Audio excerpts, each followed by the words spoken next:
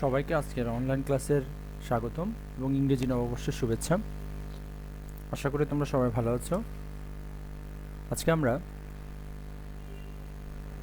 জীববিজ্ঞান দ্বিতীয় পত্রের সপ্তম অধ্যায় চলন ও অঙ্গচালনা বিষয়ের পেশি নিয়ে পড়ব। আমি পরিচয় বড়ুয়া, সহকারী অধ্যাপক প্রাণীবিজ্ঞান, স্যার আশুতোষ সরকারি কলেজ।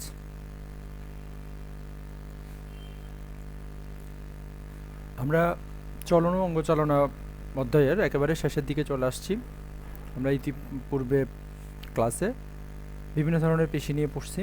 তার মধ্যে কঙ্কাল পেশিটা সবচেয়ে গুরুত্বপূর্ণ এবং আজকে যে বিষয়টা পড়ব আমরা বিশেষ করে আমরা যেভাবে মুভমেন্ট করি, আমাদের মুভমেন্টের ক্ষেত্রে কোন পেশিগুলো কাজ করে এবং অস্থিভঙ্গ, এই বিষয়টা নিয়ে আমরা আজকে পড়ব।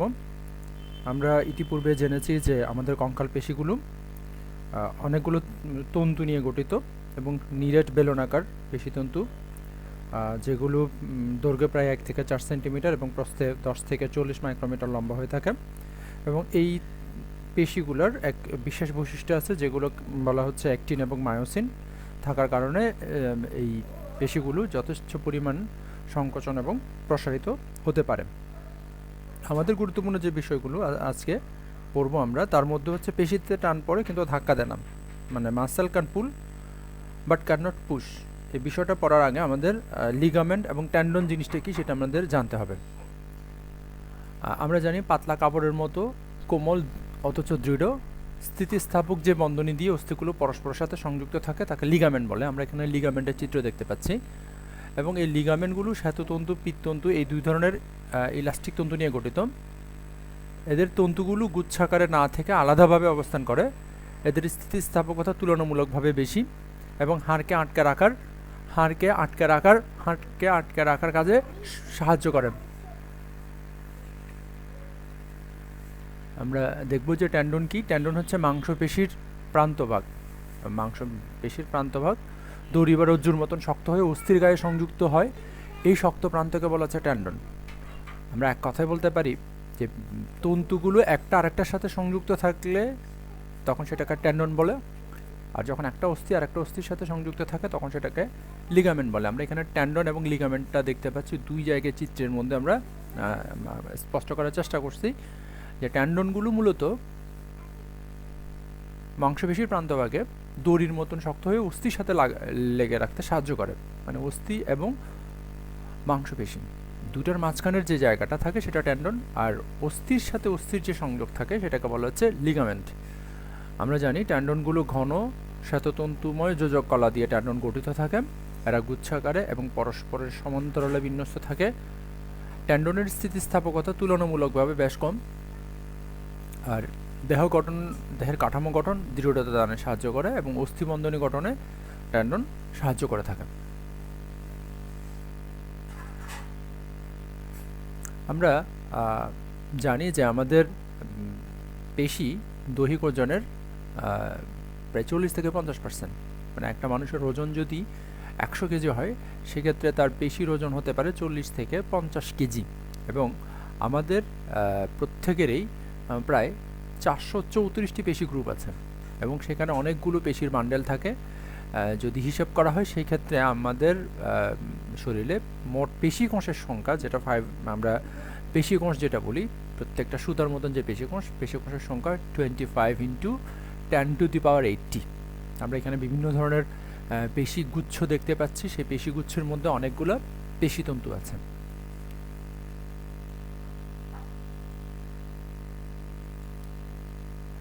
আমাদের ঐচ্ছিক পেশির বিভিন্ন ধরনের কাজের সাথে সম্পর্কিত অনেকগুলো পেশি আছে, যেটা ঐচ্ছিক পেশির প্রকারভেদ বলতে পারি। তার মধ্যে flexor, extensor, abductor, adductor, deltoid পেশি, ডিপ্রেসর পেশি, লিভেটর পেশি, রোটেটর পেশি। আমরা এই পর্যায়ে প্রত্যেকটা পেশির কি কাজ, কিভাবে কাজ করে সে বিষয় নিয়ে আমরা একটু পড়ব। দেখো, ফ্লেক্সর পেশিসমূহ কি? যে সমস্ত পেশি দুটি অস্থিকে ভাঁজ হতে বা কাছাকাছি আনতে সাহায্য করে তাদেরকে ফ্লেক্সর পেশি বলে। যেমন আমাদের হাতের যে বাইসেপস পেশি থাকে সেটা ফ্লেক্সর পেশি। আর এক্সটেন্সর পেশি হচ্ছে যে সমস্ত পেশি দুইটি অস্থিখণ্ডকে প্রসারিত হতে সাহায্য করে। তাহলে কাছে আনতে ফ্লেক্সর আর দূরে নিতে এক্সটেনশন, যেমন ট্রাইসেপস পেশি। আমাদের বাইসেপস পেশিগুলো কি করে? বাইসেপস পেশিগুলো দুইটা অস্থিকে একত্রে কাছাকাছি আনতে সাহায্য করে। আমাদের অগ্রপদের ঊর্ধ্ববাহু এবং রেডিয়াল না দুটাকে কাছাকাছি আনতে বাইসেপস সাহায্য করে, আর এই দুইটা অস্থিকে দূরে নিতে সাহায্য করে হচ্ছে ট্রাইসেপস পেশি। তারপরের যে পেশিটা আছে সেটাকে বলা হচ্ছে অ্যাডাক্টর পেশি। যে সমস্ত পেশি কোনো অংশকে দেহকের কাছাকাছি আনতে সাহায্য করে তাদেরকে বলা হচ্ছে অ্যাডাক্টর পেশি। যেমন ল্যাটিসিমাস ডরসি বলে একটা পেশি আছে আমাদের বডিতে, সেই পেশিটা কোনো অংশকে দেহকের কাছাকাছি আনতে সাহায্য করে। তারপরের যে পেশিটা আছে সেটাকে বলা হচ্ছে অ্যাবডাক্টর পেশি। অ্যাবডাক্টর পেশি হচ্ছে দেহককে যে সমস্ত পেশিসমূহ দেহ কোনো অংশকে দেহকের বাইরে, আমরা এখানে খুব সহজে মনে রাখবো, অ্যাবডাক্টর ব যখন থাকবে তখন আমরা বলবো যে এই পেশিটা বডির কোনো অংশকে দেহ অক্ষের বাইরে আনতে সাহায্য করে, যেমন ডেল্টয়েড পেশি। আর ডাক্টর মানে কাছে আনতে সাহায্য করে।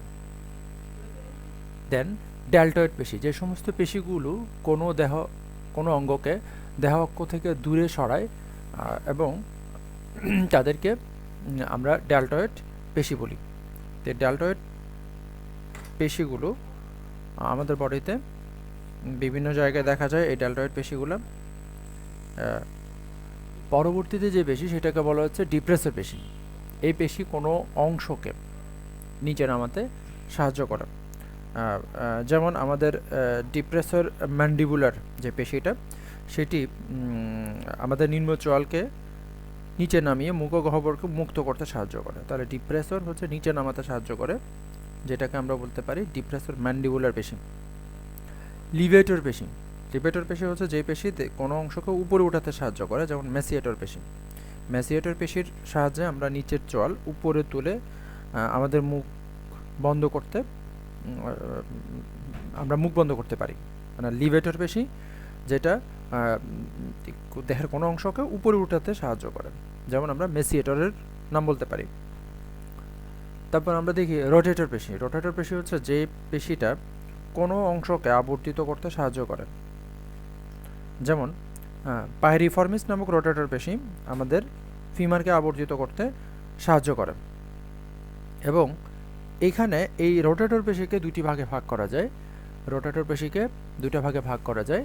একটা হচ্ছে অঙ্কীয় দেশ, মানে ভেন্ট্রাল সাইডের ঘূর্ণন সংক্রান্ত পেশিকে বলা হচ্ছে প্রোনেটর, এবং পৃষ্ঠীয় দেশীয় ঘূর্ণন সংক্রান্ত পেশিকে আমরা বলি সুপিনেটর।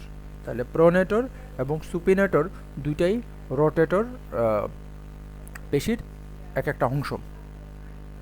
তারপর আমরা দেখি প্রোটেক্টর। প্রোটেক্টর পেশি হচ্ছে যে পেশি কোনো অঙ্গকে সামনে প্রসারিত হতে সাহায্য করে। যে পেশিটা কোনো অঙ্গকে সামনের দিকে প্রসারিত করতে সাহায্য করে তাদেরকে বলা হচ্ছে প্রোটেক্টর পেশি। প্রোটেক্টর পেশি হচ্ছে আমাদের কিছু পেশি ফিমারের সামনে থাকে যাদেরকে প্রোটেক্টর পেশি বলা হয়। হ্যাঁ, আমরা বললাম যে প্রোটেক্টর পেশি হচ্ছে যে সমস্ত পেশি কোনো অঙ্গকে সামনের দিকে প্রসারিত করতে সাহায্য করে। যেমন আমরা যখন মুভমেন্ট করি সেক্ষেত্রে আমাদের ফিমারের কিছু পেশি যেটা সামনের দিকে আমাদের দেহের বিভিন্ন অঙ্গকে প্রসারিত করতে বা সামনের দিকে নিয়ে যেতে সাহায্য করে, তাদেরকে প্রোটেক্টর পেশি বলি। রিট্রাক্টর পেশি হচ্ছে এই ধরনের পেশিগুলো ঠিক প্রোটেক্টর পেশির বিপরীতে কাজ করে। কিছু কিছু পেশি যেগুলো সামনের প্রসারিত ফিমারকে পেছনের দিকে ফিরিয়ে আনতে সাহায্য করে তাদেরকে বলা হচ্ছে রিট্রাক্টর পেশি। আমরা এই পর্যায়ে দেখলাম যে বিভিন্ন ধরনের পেশি কলাগুলো বা মূলত ঐচ্ছিক পেশি তাদের কার্যকারিতার উপর ভিত্তি করে আমরা প্রায় 11 ধরনের পেশি কলা পড়লাম।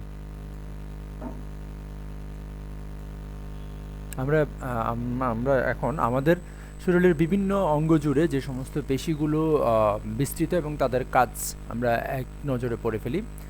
ম্যাসেটর পেশি হচ্ছে নিম্ন চোয়ালের পশ্চাৎভাগে অবস্থিত এবং মুখ বন্ধ করতে সাহায্য করে। টেম্পোরালিস পেশি নিম্ন চোয়ালের উপরের কিনারায় থাকে এবং মুখ বন্ধ করতে সাহায্য করে। ডায়াগ্যাস্ট্রিক পেশি যেটা চোয়ালের সম্মুখভাগ থাকে এবং মুখ খুলতে সাহায্য করে। স্টার্নোক্লেইডোমাস্টয়েড নামক পেশি যেটা হচ্ছে করোটিক পশ্চাৎ এবং পার্শ্বভাগ যেটা মস্তক ঘুরানো এবং বাঁকানোর কাছে সাহায্য করে। ট্রাপোজিয়াস পেশি যেটা স্ক্যাপুলা পর্যন্ত বিস্তৃত থাকে এবং সেটা স্ক্যাপুলার বিচলনে সাহায্য করে। এই 5টা পেশি মূলত আমাদের মস্তক এবং গ্রীবা অঞ্চলে থাকে। দেহের মধ্যদেহের অস্থিসমূহের পেশি হচ্ছে প্যাক্টোরাল পেশি, যেটা হিউমেরাসে থাকে, যেটা ফ্ল্যাক্সর পেশিকে আকর্ষণ করে এবং ঘোরাতে সাহায্য করে। উদরের রেক্টাস যে পেশিটা সেটা পিউবিস অঞ্চলে বিস্তৃত থাকে এবং ধরের সংযুক্তিতে সাহায্য করে। উদরের বহিস্থ তির্যক পেশি যেটা উদরের মধ্যরেখা বরাবর বিস্তৃত থাকে এবং উদরের সংকোচনে সাহায্য করে। আমাদের বাহুর যে পেশিসমূহ সেই পেশিগুলোর মধ্যে হচ্ছে ডেল্টয়েড পেশি, যেটা হিউমেরাসে থাকে, বাহুকে ধরে নিতে সাহায্য করে। এইটার আরেকটা নাম হচ্ছে অ্যাবডাক্টর পেশি। দেন বাইসেপস পেশি যেটা রেডিয়াসে থাকে, বাহু সন্ধিকে বাঁকানো এবং ঘোরাতে সাহায্য করে। ট্রাইসেপস পেশি যেটা আলনাতে থাকে, আমাদের অগ্রপদের মধ্য অংশ যেটা মানে অগ্রপদের মাঝখানে যেটা থাকে আলনা, রেডিও আলনা, সেই আলনা ঊর্ধ্ববাহুকে প্রসারিত হতে সাহায্য করে। সেখানে একটা পেশি থাকে যেটাকে বলা হচ্ছে ট্রাইসেপস। ফ্ল্যাক্সর পেশি যেটা থাকে সেটা মেটাকার্পালে থাকে এবং হাত এবং কবজি সন্ধিকে বাঁকাতে সাহায্য করে। এক্সটেন্সর যে পেশিটা থাকে, যেটি হাতের আঙ্গুলে বিস্তৃত থাকে এবং আঙ্গুলের প্রসারণে সাহায্য করে। এবার আমরা দেখবো আমাদের যে পায়ের যে পেশিগুলো আছে সেই পায়ের পেশিগুলোর হচ্ছে সেমিটেন্ডিনাস, যেটা টিবিয়াতে বিস্তৃত থাকে, পায়ের ফ্ল্যাক্সর এবং আমাদের যে উরুর অ্যাবডাক্টর সেই পেশির সংকোচন প্রসারণে সাহায্য করে। বাইসেপস থাকে টিবিয়া ফিবুলাতে, পায়ের ফ্ল্যাক্সর এবং উরুর অ্যাবডাক্টরে সংকোচন প্রসারণে সাহায্য করে। ডাক্টাস এবং র্যাক্টাস ফিমরিস যেটা টিবিয়া বিস্তৃত থাকে এবং পায়ের নিম্নাংশের প্রসারণে সাহায্য করে। গ্যাস্ট্রোকানোমিয়াস যেটা ক্যালকেনিয়াস অঞ্চলে বিস্তৃত থাকে এবং পদতলের সম্প্রসারণে সাহায্য করে। প্যারোনিয়াস যে পেশিটা সেটা মেটাকার্পালের মূল দেশের পায়ের তলদেশে বিস্তৃত থাকে এবং পদতলের প্রসারণ এবং ঘূর্ণনে সাহায্য করে। অ্যান্টেরিয়র টিবিয়ালিস যে পেশিটা সেটা পায়ের প্রথম মেটাকার্পাল এবং পদতলের ফ্ল্যাক্সরের সংকোচন প্রসারণে সাহায্য করে। এক্সটেন্সর যে পেশিটা সেটি পায়ের আঙ্গুলে বিস্তৃত থাকে এবং পায়ের আঙ্গুলের উত্তোলনে সাহায্য করে।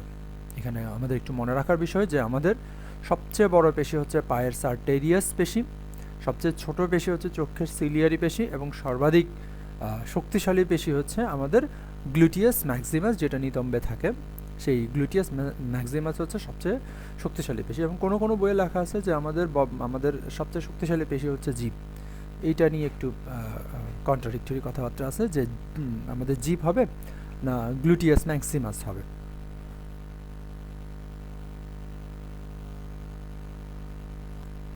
আমাদের পরের স্লাইডে আমরা যাই। আমরা বলছিলাম যে পেশিতে টান পড়া ধাক্কা দেয় না, এই বিষয়টা পড়ার জন্যই আসলে আমাদের এত কিছু আগে থেকে পড়ে নেয়।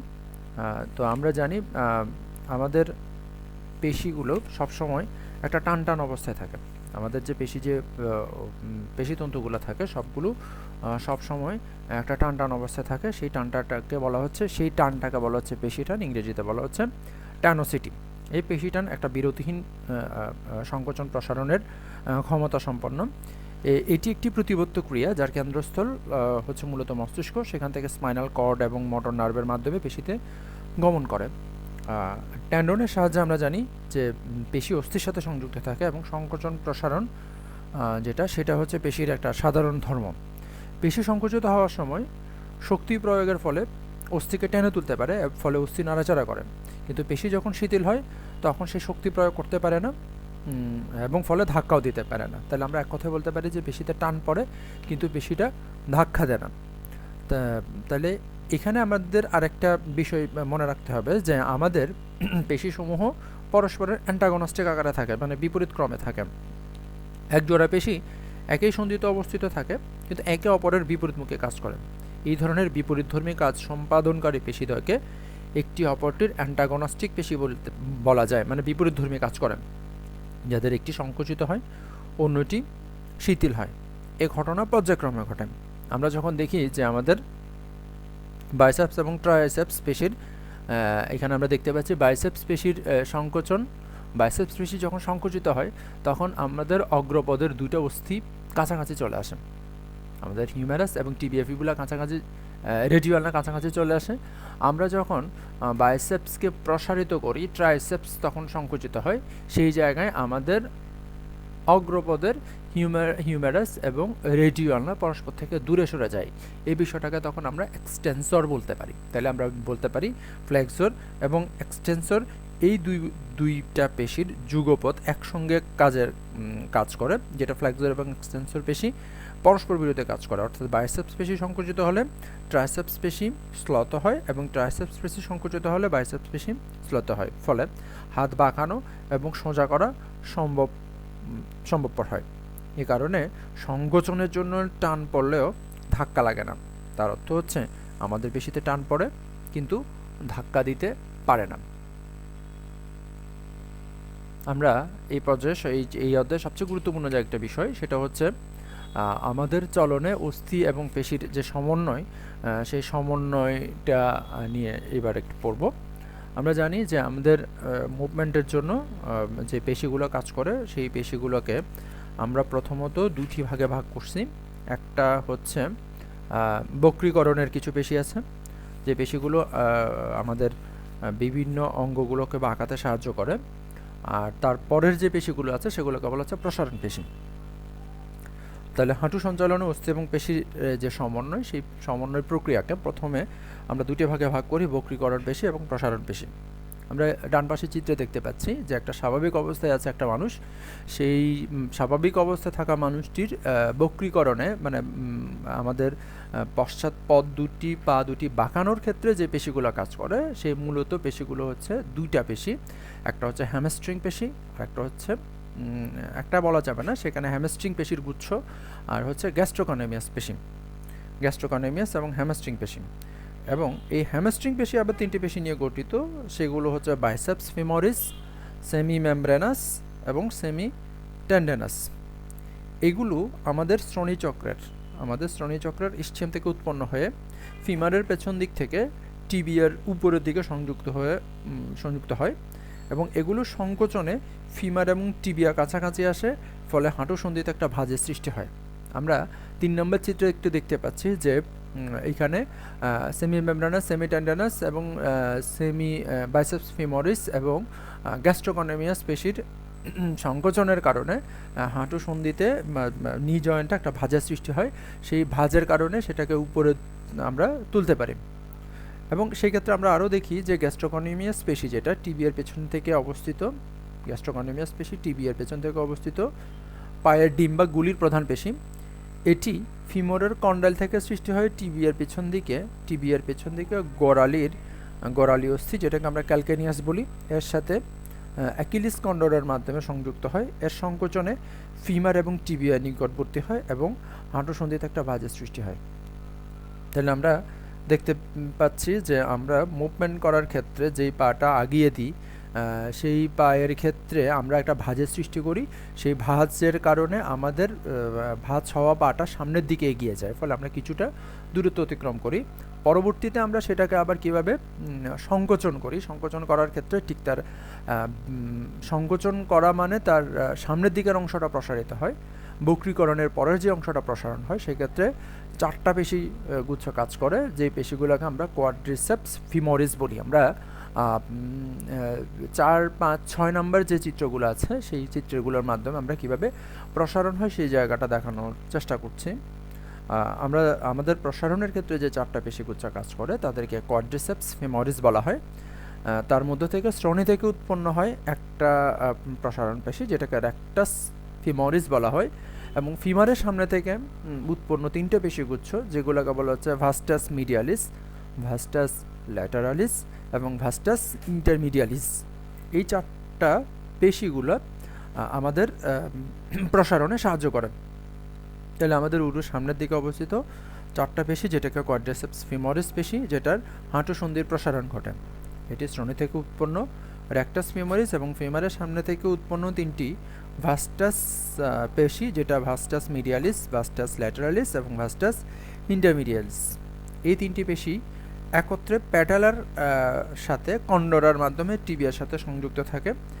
এই সব পেশির সংকোচনের কারণে আমাদের হাঁটু সন্ধির প্রসারণ হয়। এভাবে সংকোচন এবং প্রসারণের মাধ্যমে আমরা কোনো একটা স্থান থেকে অন্য স্থানে গমন করতে পারি। এরপর যে আমরা দেখব যে আমাদের অস্থির ভঙ্গ বা বোন ফ্র্যাকচার অফ বোনস এবং ফার্স্ট এইড কী জিনিস সে বিষয়টা নিয়ে একটু পড়ি। আমরা দৈনন্দিন বিভিন্ন কাজে আমাদের দুর্ঘটনার সম্মুখীন হতে হয়। সেই ক্ষেত্রে আমাদের অস্থিতে চিকন ফাটল সৃষ্টি হয় বা অস্থিতে 2 বা ততোধিক খণ্ডে পরিণত হয়। এমনকি কখনো কখনো দেখা যায় যে অস্থিগুলো পরস্পর থেকে বিচ্ছিন্ন হয়ে যায়, তখন সেটাকে হাড় ভাঙা বা অস্থি ভঙ্গ বলে থাকি। অস্থিভঙ্গকে 3 ভাগে ভাগ করা যায়: সাধারণ অস্থিভঙ্গ, যৌগিক অস্থিভঙ্গ এবং জটিল অস্থিভঙ্গ। যখন দেখা যায় যে অস্থিগুলো পার্শ্ববর্তী যে দুর্ঘটনা বা আঘাতের ফলে পার্শ্ববর্তী নমনীয় কলা বা টিস্যুর কোনো স্থান ক্ষতিসাধন না হয়, জাস্ট অস্থিগুলোর ভগ্ন অংশ বাইরের কোনো প্রকারের সংযোগ স্থাপন না করে, তখন তাদেরকে সাধারণ কিংবা আবৃত অস্থিভঙ্গ বলি। যে এখানে মাংসপেশি ভেদ করে বাইরে চলে আসে না, জাস্ট ভিতরের যে অস্থিটা আছে তার মধ্যে ফাটল সৃষ্টি হয়, সেই ধরনের অস্থিভঙ্গকে আমরা সাধারণ অস্থিভঙ্গ বলি। সেই ক্ষেত্রে আমরা সেই জায়গায় প্রাথমিক চিকিৎসা হিসেবে কাপড় দিয়ে পেঁচিয়ে বা গামছা দিয়ে বেঁধে অস্থিটাকে, যদি সেটা হাত হয়, আমরা সেটাকে গলার সাথে ঝুলিয়ে দিতে পারি এবং যথাসম্ভব আমাদেরকে নিকটস্থ হাসপাতালে যেতে হবে। তাহলে সাধারণ অস্থিভঙ্গ, সেক্ষেত্রে অস্থিতে একটা ফাটল বা চির তৈরি হলে তখন সেটাকে আমরা একটা সাধারণ অস্থিভঙ্গ বলতে পারি। 2 নম্বর যেটা অস্থিভঙ্গের যেটা বলি আমরা, সেটাকে যৌগিক অস্থিভঙ্গ বলি। অস্থিভঙ্গের ফলে যদি ভাঙ্গা অস্থির মাথা দিয়ে আশেপাশের নমনীয় কলার ক্ষতি সাধন হয় এবং চামড়া ভেদ করে যদি সেটা বাইরে চলে আসে, এই ধরনের অস্থিকে আমরা যৌগিক প্রকৃতির অস্থিভঙ্গ বলতে পারি। সেই ক্ষেত্রে রক্তপাত ক্ষরণ হয়। আমাদের প্রাথমিক চিকিৎসার অংশ হিসেবে রক্তপাতটাকে বন্ধ করতে হবে এবং সেক্ষেত্রে পরিষ্কার কাপড় দিয়ে ক্ষতস্থানটাকে ঢেকে প্রেসার দিয়ে ব্যান্ডেজ বাঁধতে হবে। আক্রান্ত অঙ্গ স্থির রাখার ব্যবস্থা করতে হবে এবং সেক্ষেত্রে তাকে যথাসম্ভব দ্রুত নিকটস্থ হাসপাতালে নিতে হবে এবং ব্যথার জন্য অ্যাসপিরিন কিংবা ডাইক্লোফেনাক জাতীয় ওষুধ ভরা পেটে দিতে হবে। 3 নম্বর যে অস্থিভঙ্গ, সেটাকে আমরা জটিল অস্থিভঙ্গ বলি। এক্ষেত্রে অস্থিটা বিভিন্ন খণ্ডে বিভক্ত বিচ্ছিন্ন হয়ে পড়ে এবং শিরা, ধমনী বা বড় কোনো অঙ্গ ক্ষতিগ্রস্ত হয়, তখন সেটাকে আমরা জটিল অস্থিভঙ্গ বলতে পারি। তাহলে আমরা এখানে দেখতে পাচ্ছি যে ভাঙ্গা স্থানে অনেকগুলো টুকরায় পরিণত হয়ে গেছে, কিন্তু সেগুলো মাংসপেশি ভেদ করে বাইরে চলে আসা নাই। এক্ষেত্রে প্রাথমিক চিকিৎসা হচ্ছে সরল অস্থিভঙ্গের প্রাথমিক চিকিৎসা দিতে হবে। তার ব্লাড প্রেশার, হার্টবিট ভালোভাবে খেয়াল রাখতে হবে। ফলা কমার জন্য 20 মিনিট অন্তর অন্তর আইস প্যাক বা বরফ দিতে হবে এবং ব্যথা কমানোর জন্য ওষুধ ব্যবহার করতে হবে এবং অবশ্যই সেটা ডাক্তারের পরামর্শ অনুযায়ী করতে হবে। তো এই চ্যাপ্টারের এটাই শেষ অংশ ছিল। অনলাইন ক্লাসে অংশগ্রহণ করার জন্য তোমাদের সবাইকে ধন্যবাদ।